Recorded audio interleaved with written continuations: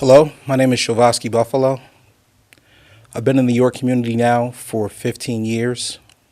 I work for the City of York in the capacity of Deputy Director for the Bureau of Economic and Community Development, as well as serve staff support to the Redevelopment Authority.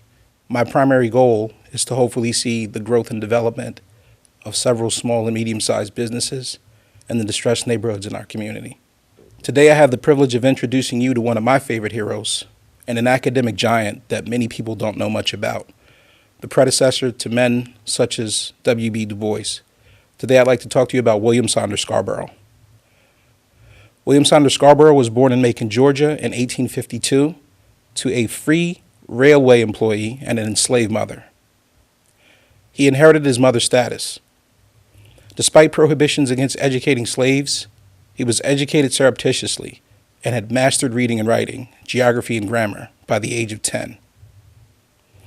He became an apprentice shoe cobbler and served as a secretary of a prominent black association at an early age due to his level of education.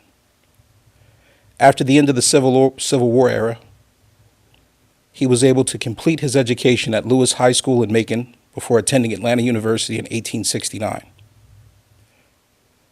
William completed his degree at Oberlin College, graduating in 1875. He then returned as a teacher in classical languages to Lewis High School, where he met his future wife, Sarah Bierce, who was the principal of the school.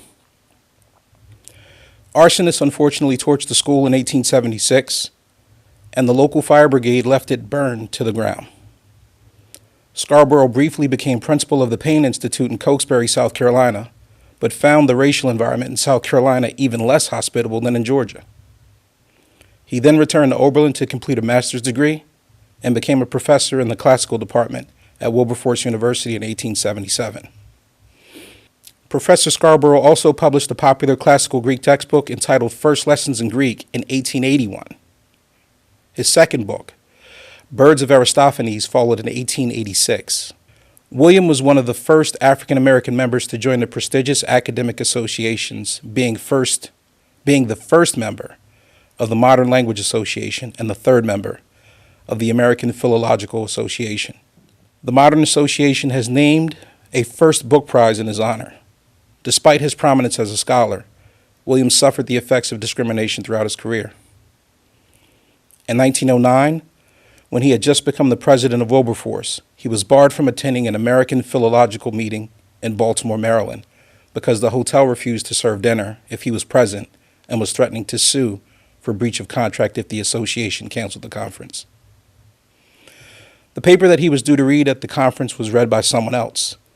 Despite this, William served as university president until 1920, and in 1921, President Harding appointed William to a position in the United States Department of Agriculture, where he served until his death in 1926. What I would hope that any person looking to do more and achieve more would look to those shoulders of the individuals that we stand on. Many of the folks that have helped us collectively get to where we are today stand on the shoulders of giants like this gentleman. He goes largely unrecognized, but I'm hoping that many people will start to cultivate and develop a greater appreciation, not just for general literacy, but strive to become the doctors of tomorrow.